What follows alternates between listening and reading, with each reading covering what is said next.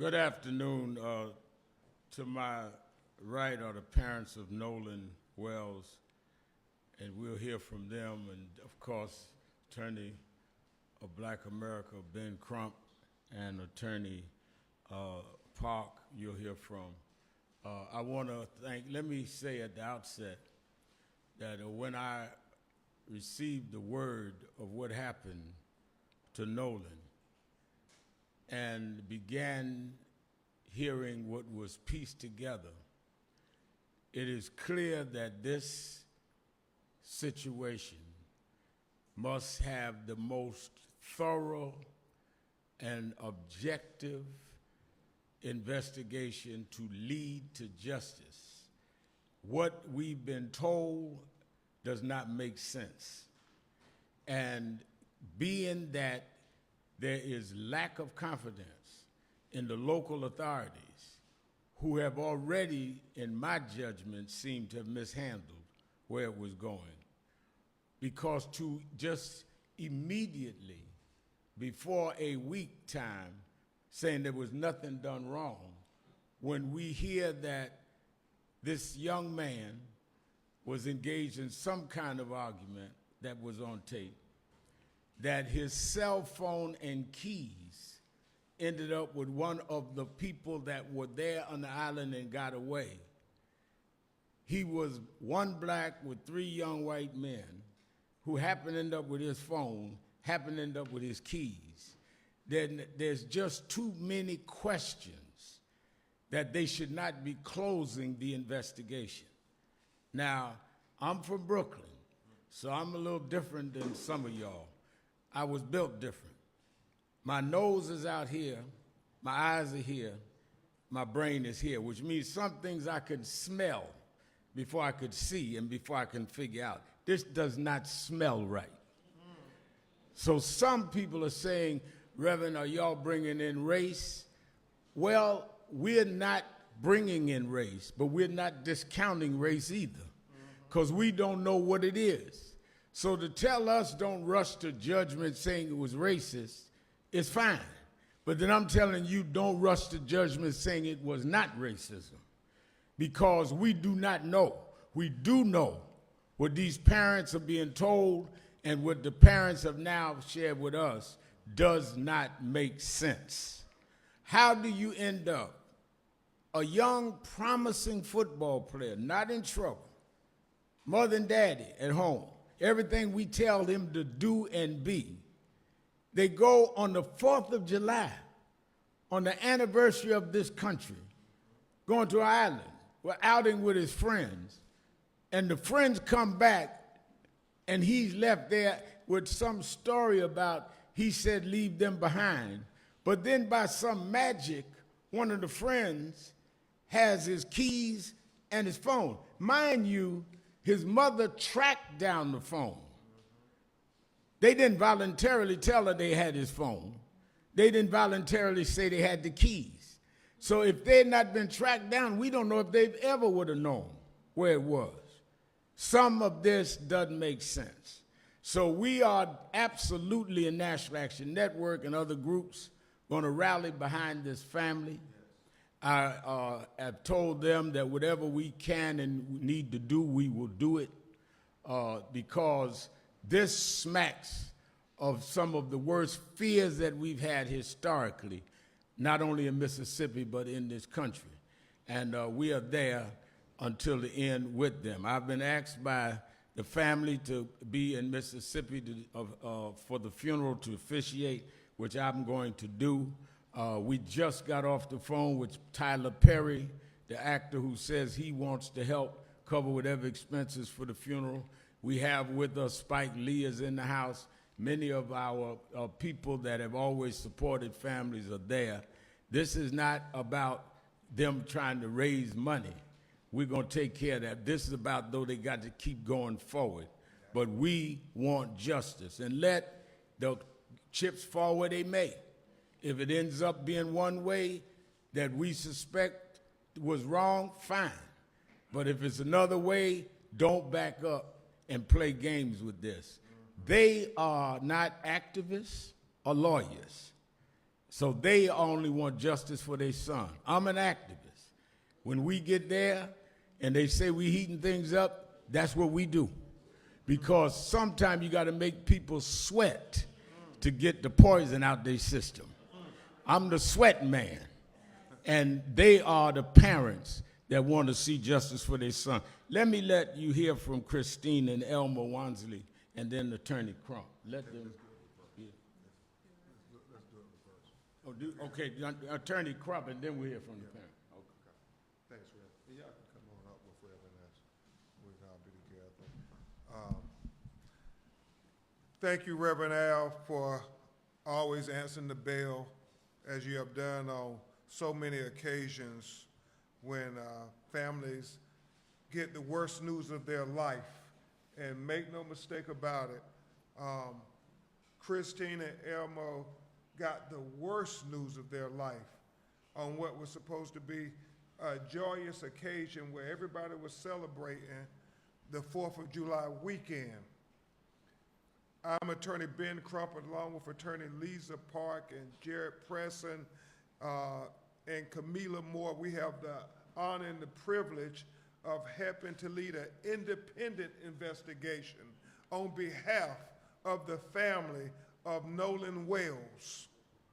Why do you say we need to be retained to lead an independent investigation? It is because the family has distrust of the Mississippi law enforcement officials giving them a fair investigation where their black son ended up dead after going out on a boat with 3 young white men. The history of Mississippi is something that they don't just read about in books, but it's a lived experience for many black Americans that oftentimes when our children are killed in highly questionable situations, that there is this notion that, oh, it was nothing wrong, no foul play, let's just sweep it under the rug. Well, we refuse to sweep it under the rug. We refuse to just let Nolan Wells' death be in vain. We're going to make sure that we get to the truth, the whole truth, and nothing but the truth, because Nolan deserves it. You're going to hear his mother and father talk about what a wonderful young man he was. I mean, doing everything right. Reverend Al, he was not only a college student, he was a great athlete. He was a model big brother for his brothers and little brothers and sisters, and he was a great son who was on the cusp of becoming a man. I mean, Christine and Elmore did everything to prepare him for this moment. He was so close. He was right there. You're going to hear his father talk about him had a good football season last year, but this season he was really ready to go to the next level, to go to Division I. I mean, the highlights that you're seeing on social media of his athletic prowess, I mean, it is all relevant, because when you start talking about drowning, I mean, this is a kid who knew how to swim. This is a kid who was in tip-top shape. He was a superior athlete. And so I'm going to get to that in a moment, these glaring contradictions, but to try to say, oh, we're suggesting it was just an accident or drowning, go ahead and move on. Well, they are not accepting it. They are not accepting it. They want to know that you have not taken the path of least resistance, that you have done a full, complete, thorough, impartial investigation, because it cannot be lost on anybody, but especially us in the black community. If the roles were reversed and you had 3 young black men on a boat with a young white man, and that young white man ended up dead, what kind of investigation would be being conducted by the Mississippi law enforcement officials? How many times would those 3 young black men be interrogated? So all we're asking is the same consideration you would have given if the roles were reversed. Give that consideration to this family as well. That is our fight. The glaring contradictions just jump out at you. The fact that he is there with his friends, and you look at all the videos, it seems to be he's the only black on the island, or maybe one other, but not many. And so, Jared, you have where a young woman he was talking to says that, well, Nolan said he was going back to get on the boat with the boys. The boys say that Nolan told them he was going to stay and talk to the young woman. It's a contradiction. They're not saying the same thing. One of them is telling the truth, one of them is not. We have to get to the bottom of that. It's important.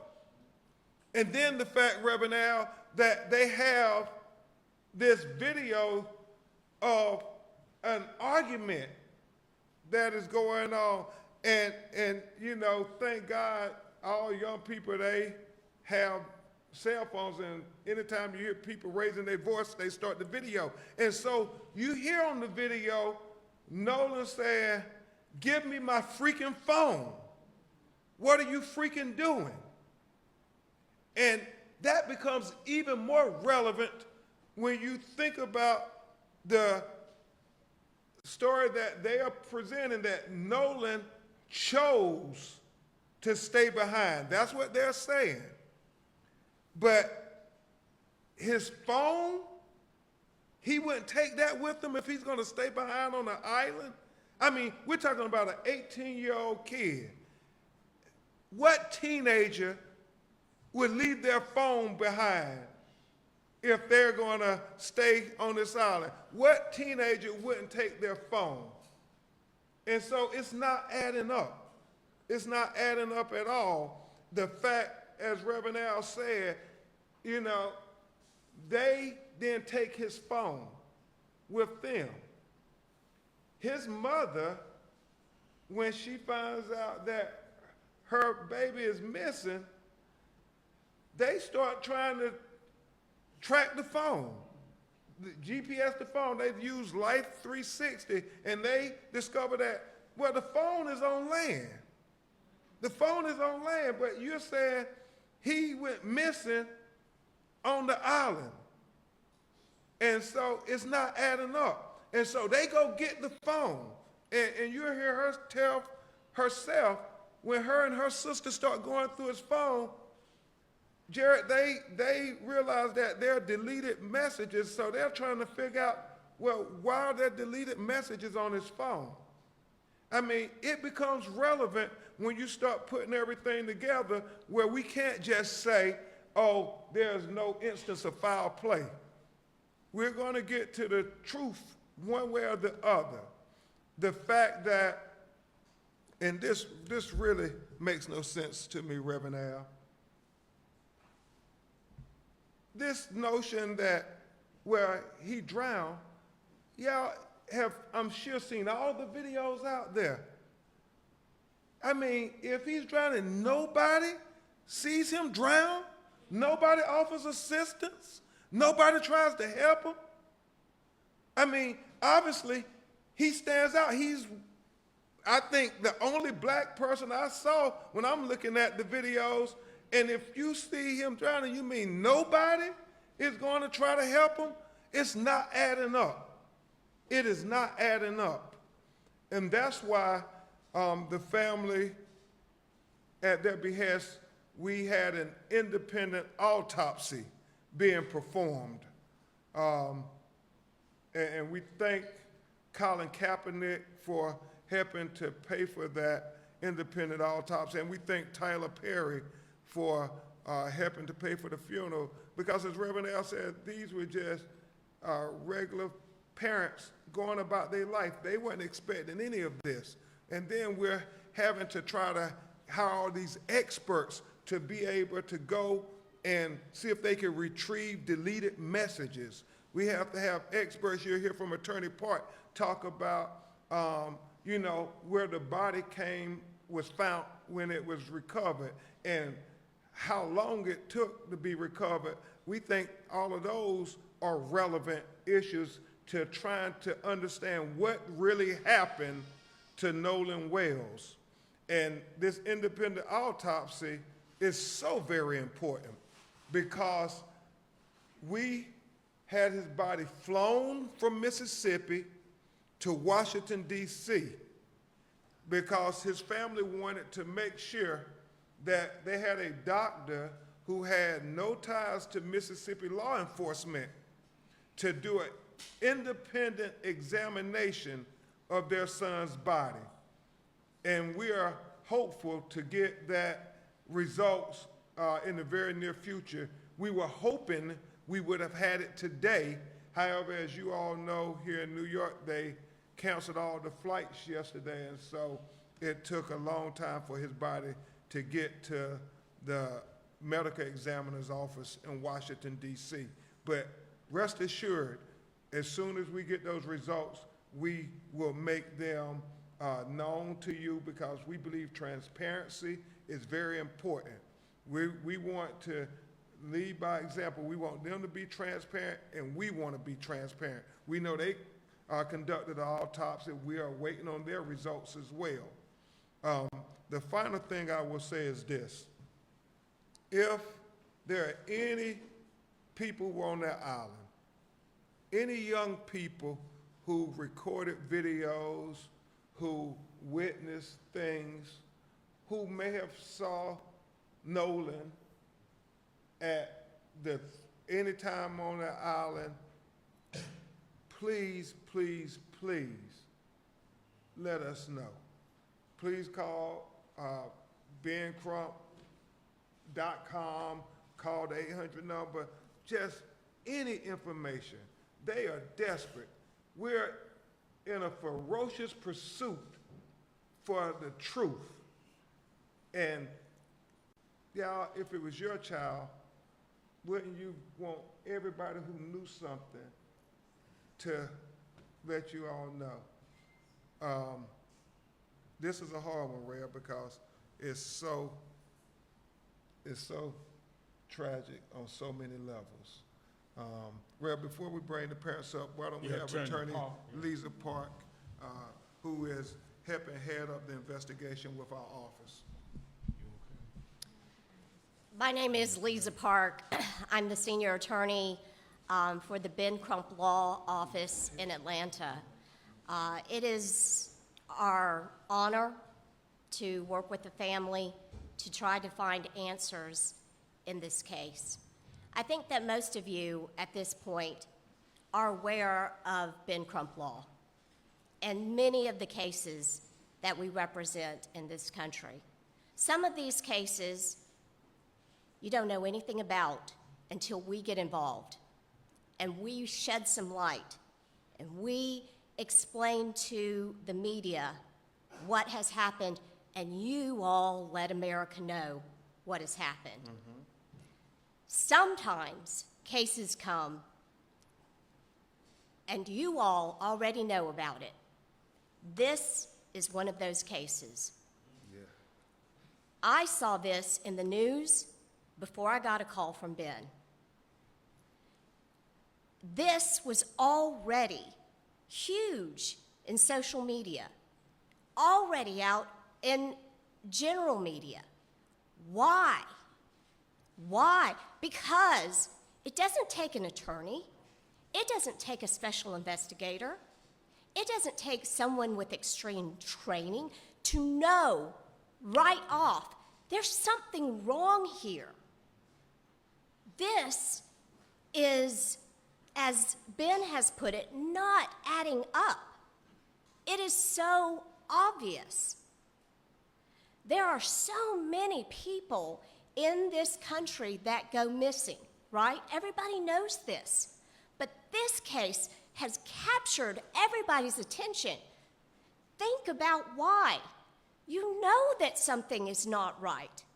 It doesn't take us. It doesn't take the Reverend Al Sharpton, Ben Crump, to tell you and then think, oh, now I know something's wrong. We know something is wrong. And for every single person that was in Horn Island, and we know there's about 200 people, there's a lot of people, and we know that Horn Island is a popular place during the holidays. It's a popular place on the weekends. You have to get there by boat. It's the only way to get there. You have to leave by boat. It's the only way to leave. So many people out there. If you are watching this, if you see this, and you are struggling about what to say or what to do, you know what the right thing to do is. Call Ben Crump Law. There's this thing called the internet. It's very easy to find that number. Call us. We have an entire call center. They're waiting to hear from you. If you didn't go to Horn Island, but you've heard something, because people are talking. They're talking with each other. They may not be calling the police. They may not be calling us. But you heard something. We need to know that. We need to know that. In America today, so many of us, we want to believe that the last several decades we've made so much progress in our race relations, don't we? We want to believe that. Whether you're black or you're white or you're Asian, that's what we want to believe. We wanted to believe that this past 4th of July when we celebrated 250 years, right? If you want to believe that, you've got to be part of the solution. You've got to be part of that. You have to make it happen. And if you have information, please call us. It is incredibly important. People out there, you have answers. You may not know exactly what your information means, but if you saw something, say something, please.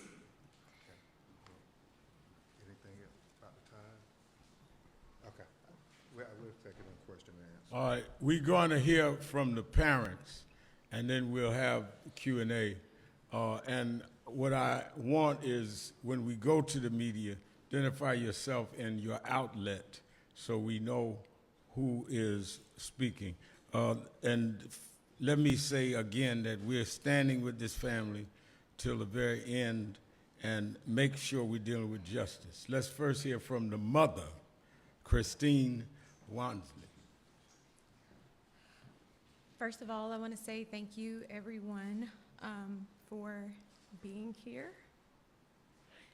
This is not how I wanted the world to meet my son, but here we are. So, as you know, I'm Christine Wells Wansley. I am Nolan Wells's mom. And Nolan is the kindest soul. He never met a stranger. He loved everybody. He didn't care if you were black, white, purple, green, looked like a marshmallow. Like, he just wanted everyone to be in peace with one another. He loved life, and God gave him this big heart, which always scared us. Me and his dad had conversations with him all the time, not just about the importance of understanding our history as black people, but also the importance of how you have to move in certain spaces. And it's not us being feeding into racism or the, the stereotypes that comes with that. Unfortunately, that is just a matter of fact. There have been many cases, many instances that shows it's unfortunately a pattern that he did not like. He did not like that there was so much division, and I think that's why God gave him us. He was really a peacemaker. He wanted, like I said, everyone to be included. He never wanted to leave anyone out. He just, even at a young age, I don't know, he was, how old was he? 18. No, not 18. When he was a baby, he did a little dance. So his father and I were having a moment, and as couples do, and even in that moment, he runs in the room with his diaper on, of course, and he starts dancing because it was like he could feel the tension. He could feel that something wasn't right. So he was just a special kid. Like, he was a special kid, but again, just heart was so big. And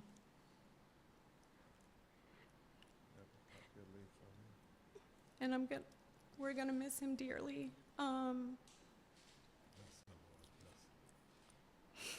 But we are grateful, especially to our friend Tashima, who actually was one of the people who helped us that night. She went and picked up his cell phone from where it was, and then provided that to us, because we of course contacted authorities to figure out who to do the report with, whether it was the county or the city, which then turned into DMR, who I contacted immediately from there.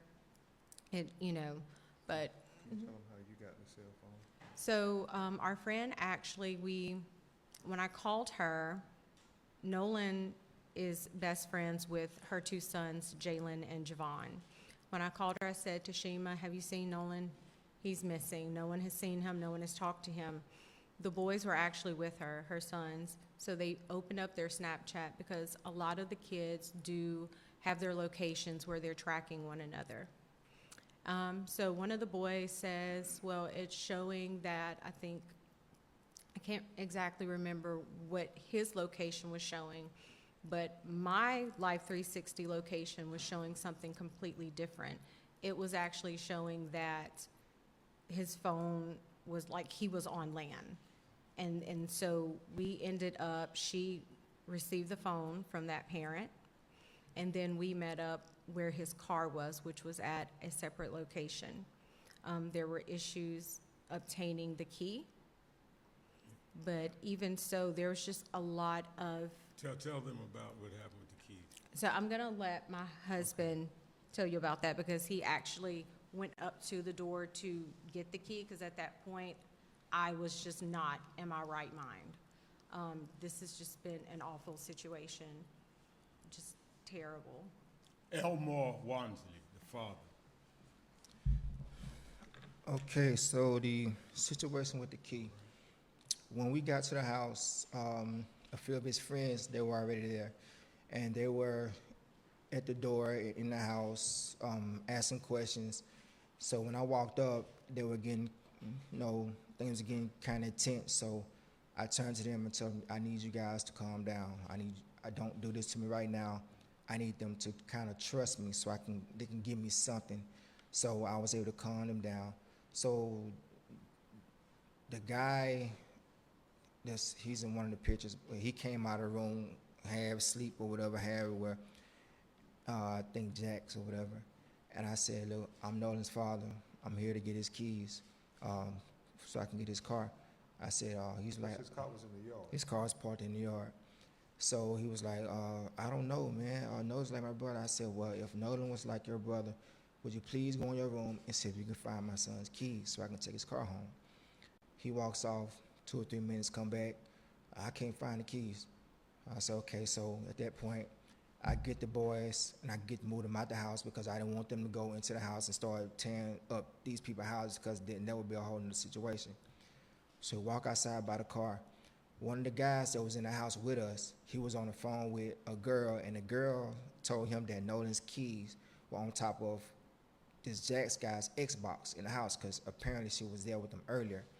So he goes back up to the door by himself, and 5 minutes later, the keys come out. So now I feel like you done lied to me. So now I'm really like in distress with you. But as far as that night goes, if I knew anyone who had a boat, I would have went out that night looking for my son. We tried, but I don't have friends with boats. But if I knew someone with one, I would have went out that night. And it so happened that his coach saw all the stuff on Facebook that next morning and called and contacted me at like 5 in the morning, asked me did we want to go out. And I told him yes. So within an hour, he was at the dock. We met him, and we went out. We docked the boat, got off the boat, walked on the island, walked a pretty nice stretch, came back, got back on the boat, went around the island, looked, came back around, and where we went to, that's where apparently they say that his body floated up. I don't know a lot about water currents over there, but I would think that we would have saw his body. And on the trip there was a family that stayed a night on the island, like actually tented out on the island. So if he was left, he would have saw that family on the island, and there was 2 other boats docked, so he would have had help. So I don't know. I don't know. I think we stayed there for like an hour and a half. That's when Jackson County and the sheriff department showed up, and they were going to do their rounds. And I had a classmate of mine, him and his 2 boys, they came out and they searched, and then they got back in touch with me and said the Coast Guard had finally showed up in airplane. So What is so critical, what Elmore is saying, is they went out on Sunday, and the tide, if it brought his body up, he went missing on July 4th, as they say. His body should have been there on July 5th. Why would it not appear to July 6th? And that's one of those things that's just not adding up. And the fact that if he stayed behind on the island, there were boats there, there were people, somebody had to see something. That's why it's not adding up. And that's what they're saying. It's just not adding up. yes. And if he was there 2 days, somebody on the island would be able to verify that. 2 days, and nobody's come forward and said, no, he was with us, or no, we saw him. It just does not make sense. Make it make sense. Just one last thing. We want her to talk about the cell phone deleted messages. I'm sorry. I thought my voice was loud enough. One last thing. We want to have Christine talk about the cell phone from her perspective before they tell you who Nolan was, and then we'll take your questions. So when we made it home, my sister and I actually went through Nolan's cell phone, particularly Snapchat, because that is so popular with the children. And when we opened it up, there was nothing. There were no saved pictures. There were no snaps from that day. And we did open it before the 24-hour expiration. So we found that very concerning, only because anyone who's ever been around Nolan will tell you at social gatherings, he's taking videos, he's taking pictures, he's even come up to me when I'm getting ready to go to bed, hey, Ma, come on, take a picture of me. You know, like that was Nolan. So that's why we feel that things may have been deleted, was because of the fact that there was nothing in either one of his accounts. But I do want to say this. I would hope that any parent who, God forbid, would be in our situation, I would hope that you would do the same thing. I would hope that you would ask for any help, receive any help to get answers, because at the end of the day, that's all we want. We just want to know. We just want to know what happened and why our baby didn't come home. Like that's our biggest thing. And we are so grateful to everyone, family, friends, classmates, United Cajun Navy, everybody that's assisted us. We appreciate you. There's not enough thank yous that we could say or give to you, but I just, we just want to know. We want an honest, thorough investigation. That's all we're asking for. That's it. Do you want to say about who Nolan was, and then you talk about your Nolan is a person with a big heart. He's loved by not just his family, but the community. He's a born people person.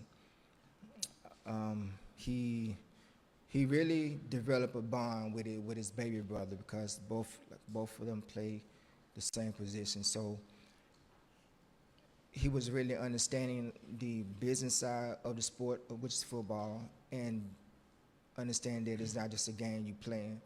So the stuff that I was telling him, it was kind of starting to sink into him, and he was really getting more in depth into it. And I could see as he did that, his baby brother really started getting more into it as well, as far as being more focused, because he saw, well, if my big brother is about to go do this great thing, then I want to do this great thing, but I want to do it better. That's why that's what made them so like vinegar and oil. It was like they was always at each other, but they were the same.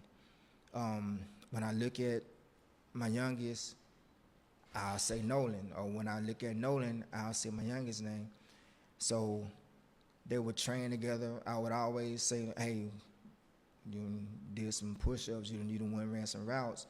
And they know when I say that, next day they're out there running routes. Even my other son, he'll go out there. He doesn't play their position, but he will go out there and work and exercise and work out, because they were understanding what I was talking about. They were growing. They were becoming men.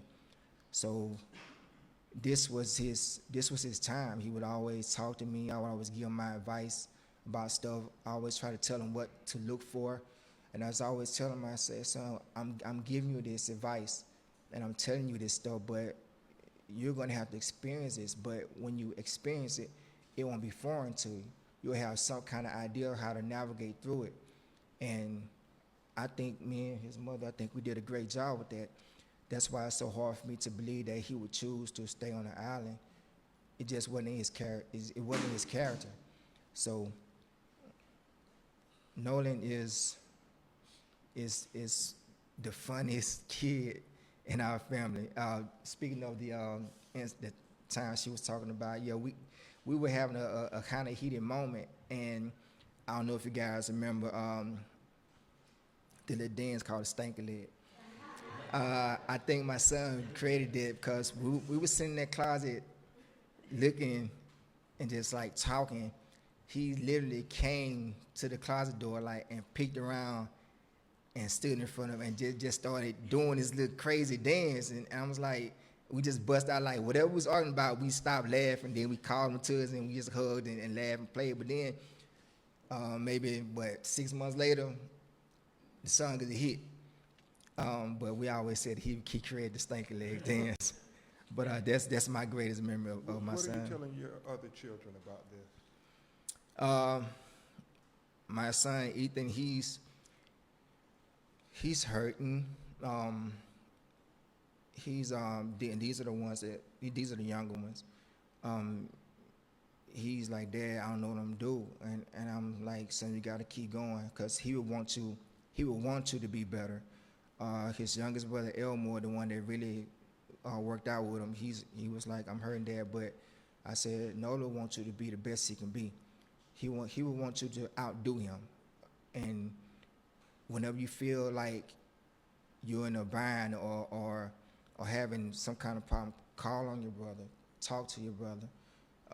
My twins, the loss of a younger sibling is hurting them.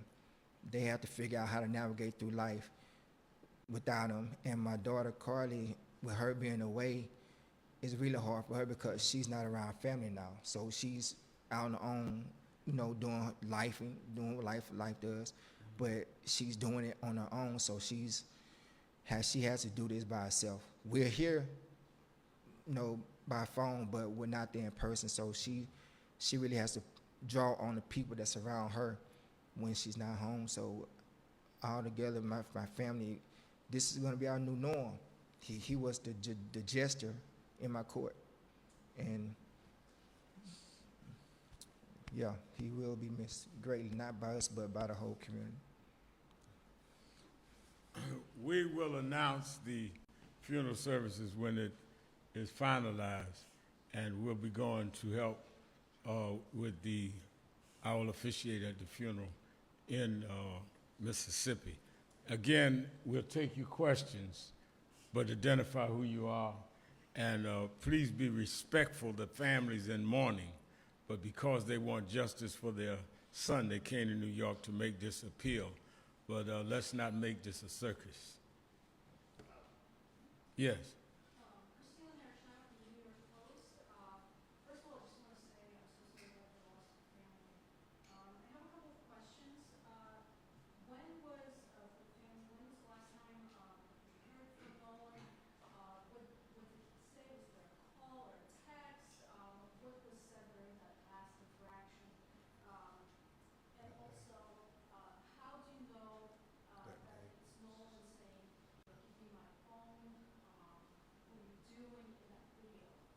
Say that last question? How do you know that it's Nolan saying, give me my phone when you do it in that video? Yeah. Well, yeah, you want to, the second one is other children who are saying it was Nolan. Yeah. So the last time we spoke and saw Nolan was July the 3rd.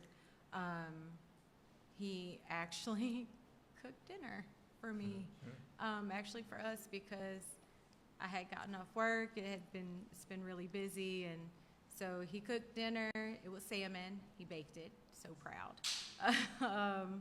And then after that, he was just like, "Hey, Mom, I'm about to go. I love you." Gave us a hug, kiss, and he left.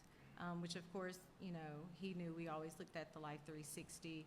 So there were times maybe he didn't call us to let us know when he made it, but we would see it. He would text at some point, but that was the last time we saw and spoke with him. Sir.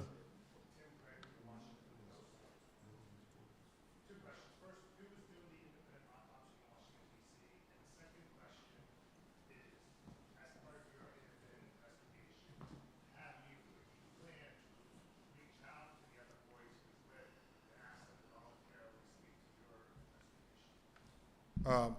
Dr. Roger Mitchell is doing the independent autopsy on behalf of Nolan Wells' family.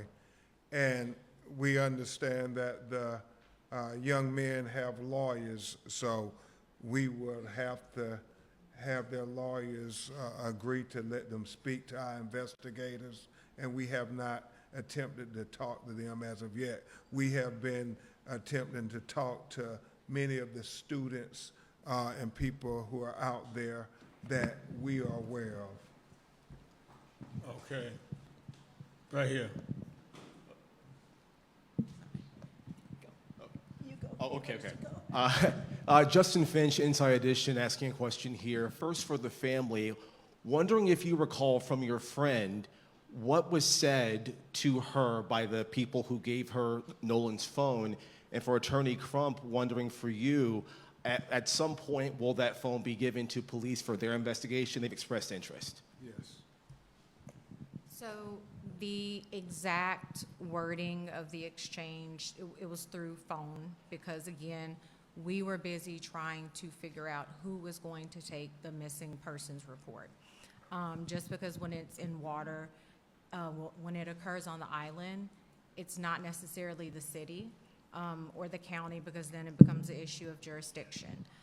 So like I said, she went there and spoke with, I cannot remember, I'm so sorry, my brain is everywhere. But she went to the house and retrieved the phone. She said, I have his phone. The phone was okay. As far as like appearance goes, it didn't look damaged or anything. And so then after that, we met with her at the other house where he had stayed the night, July the 3rd, where his car was. Because it was important for us to try to retrieve everything of his that we could.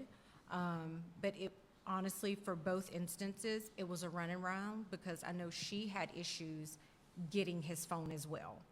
And she ended up calling me, and I think I spoke with the mother. She put me on speakerphone, and I was like, hey, you know, yes, I'm Christine, I'm Nolan's mom. We need his phone. We're trying to find him. Yes. I guess, Okay, we'll go her and then you. I guess let me answer the second part of the question. Absolutely, after our experts be able to examine the phone, we will let the Mississippi investigators examine the phone. And it's fortuitous that they have the phone, because normally in these investigations, as you know, Reverend Al, they will have the phone and stuff, and they will keep it for months, and the family just be in limbo. But thank God we have the phone now. We're going to do it expeditiously and give it to them to examine it as well. Anna Schechter with CBS News. So you said that he stayed the night at a friend's. The first question is, did he stay with the friends that he went on the boat with? Yes, he did. And my second question is, has anyone come forward and provided you with other photographs or videos from Horn Island from July 4th that afternoon? They're starting to send them to our office, and that's what Attorney Park was being so adamant about. Please continue to send whatever videos you got, whatever pictures you got, and we're very thankful that some young people have done that. Good afternoon. Darla Miles, ABC 7 New York. First of all, I would like to extend my condolences to you, Mr. and Mrs. Walmsley. I know this is very brave of you, and we appreciate your transparency. Two questions. Also, my regards to you, Reverend Al, Mr. Crump. My first question is, this happened in Mississippi, and you've traveled here to meet with Reverend Al Sharpton. Why was this important to you, and how meaningful has this meeting been with you here in New York? Talk to national media. So we did this because, once again, what we're wanting is transparency, right? Although I do absolutely respect law enforcement, just the fact that the accidental drowning thing, it made both me and his father uncomfortable. Why are we so quick to rush to this? And we just, at the end of the day, we want answers. This has been very impactful. And I'm gonna be honest with you, the day they found him, we were at Port Mars, which is one of the boat launches, and I was standing beside the water, and I had said a prayer, and I was like, Lord, this isn't what we wanted, but I just asked him to help us get through this, put the right people in our path that could potentially help us, because at that point, we hadn't reached out to anybody. We didn't know where to start. This is foreign. We've never been through this. No parent should go through this. And then that's when my cousin, Keezy, she sent me a message with some information. My friend, Bianca, her sister, knows a contact with Attorney Ben. And so I said, okay, this has to be it. This has to be God helping us along the way. And I am not religious, but I am spiritual. And for that, I was grateful, because I felt like things were being set up. And at this point, I have always said, we are taking any help any help. We don't care black, white, purple, like, again, we just want to know what happened. That's all we want to know. We just want to know what happened. And my quick follow-up to that, were you able to get a clear explanation as to the chain of custody of his phone, like how that parent came in possession of his phone? And then explain the resistance. You said you went to the home to get the keys. I don't understand, like, what kind of resistance? What was that exchange of words like? The resistance that you received when you went to go retrieve his keys. Thank you. He just acted like he didn't know where they were. He just he was clueless. He was like, I don't know. I'm like, well, just please, just please go in the room and look for me. Cause, be honest with you, at that time, I was very emotional. No one was giving me an answer. So that situation with me and them could have went totally left field. But since those other young kids were in there, at that moment, they kept me from doing what I wanted to do. So getting them and calming them down, it helped me focus on what I was really there for, to find the keys. And like I said, when I asked him, he said he went and looked. And so when he said he couldn't find them, I did what I needed. I left out of their home. And like I said, 5 minutes later, he come back out with the keys. And they didn't come back outside anymore until the police came. Because at that time, police were called because we were looking for his wallet. And then they went to the door. But other than that, when they sent the keys out, they locked everything. They didn't want nothing to do with what was outside that door. So that right there is, when you lied to me, it killed all trust in anything you had to say. All right, I'm going to take the last four. 1, 2, 3, 4. The young lady who had her hand up. Okay. Go ahead. Maria Campanodi with CNN. 2 questions for Attorney Crump, just to get some clarification on the timeline of the events. When was Nolan last seen and by whom? And the second question is, who first reported Nolan missing and when? Well, and I asked his mother to also assist on the second question. But as it's conflicts. You know, the young woman say that he went and got back on the boat with the boys. The boys say no. He said he was going to stay with her. And that's a conflict. And the troubling thing is if they're saying, well, he made the decision to stay behind, would an 18-year-old college student say, go ahead without me, I don't want my cell phone or anything?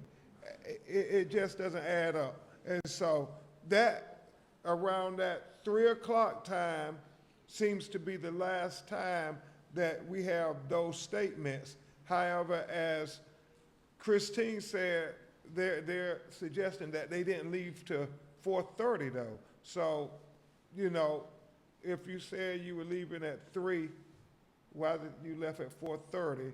And where was Nolan for that hour? And talking Israel. about, I think she was asking about the cell phone. What was your? Oh, I answered last scene. I thought you said something else. I think authorities.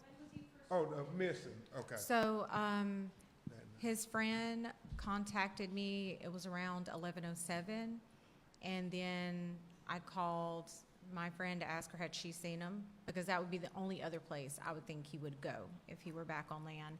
And so then when she told me no, she was like, "Don't worry, I'm going to look for him." And that's when we got on the phone. First, I called. It was either the county or Ocean Springs. It was either one of them. But whichever I called first, I was directed to call DMR because they. So DMR, if I'm not mistaken, they handle cases with the island or the water in that area. So the young lady took the information down. She's like, "I'm going to give you a call back." I said, "Okay." So when she called me back, she explained to me, she was like, "I've spoken with the Coast Guard," which his friend had contacted the Coast Guard. Warren had contacted the Coast Guard to report Nolan missing as well. So I'm on the phone with the DMR, he's calling Coast Guard. And she said, I spoke with Coast Guard, and you're gonna have to complete the report with, I think it was Ocean Springs. So we go down to the Ocean Springs Police Department. We're told because it's a jurisdiction issue that they can't file the missing police report. Jackson County the Sheriff's Department ends up calling me back, I think if I'm remembering this correctly, and she was calling to check to see were they able to do it. I told her no, they couldn't do it. The young lady on the phone and the officer at Ocean Springs Police Department spoke. He explained to her why Ocean Springs Police Department could not complete the missing persons report. She said, okay. He gives the phone back. She's like, look, I'm just gonna go ahead and do it so there's no more back and forth. So my husband and I, we met an officer in the McDonald's parking lot. I think at this point it's maybe around 12. Don't quote me on that. But we explained to him, what he looked like, age, all those things. Last time he was reported seen, which again, by his friend, he said that the last time he physically saw him was at 3 p.m. and they were getting ready to leave the island.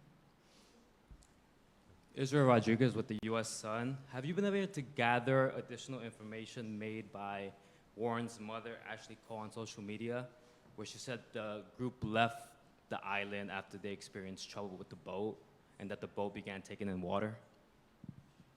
Your question is what directly? We know she made that statement. Have you been able to gather additional information on that? No, we have not. Thank you. Kevin Ortega Rojas with Here's Why News. I was hoping that the family could clarify Nolan's relationship with the young men that he traveled to the island with. We've heard different accounts of how long he's known them, and I was wondering also if you folks have spoken to those families since they lawyered up. High school friends. Is when we found out. Yeah. Say the second part again. Have they talked to the families? No. I haven't spoken. Last question. They haven't spoken to the family. Thank you so much for having us. I want to speak to the family. I stand here as a cousin, a first cousin of a victim. In 2020, he went out with his friend and the mother, who was white, and he went missing. He was found dead, deceased, in a field behind her house. She was arrested. She was charged with failing to report a missing child and contributing to the delinquent of a juvenile. So your story is very familiar. Your pain, I feel it. And I will continue to advocate. I'm an activist, and I go all across the world. But today, I'm here because I stand with you. As a cousin of a victim, I know what you feel when you don't get justice and the system is up against you. God bless you. Thank you. We will follow up, and when we're ready to formal announcements. Again, the funeral service is not to prompt religion, it's to seek justice and unity. And we want everybody, black, white, everybody, to come and extol what this young man represented. It's not a protest rally. It will be to really lift up the spirit of this young man and to stand with the family. If we have to do protest rallies, that'll be announced at another time. But the funeral services is to talk about how Nolan was a great young man to his family, and we're there to comfort them. Thank you for your time. Let us, please. I'm sorry.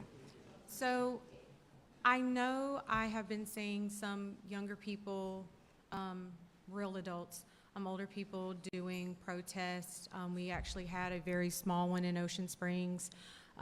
Some young boys that knew Nolan, actually some of his friends.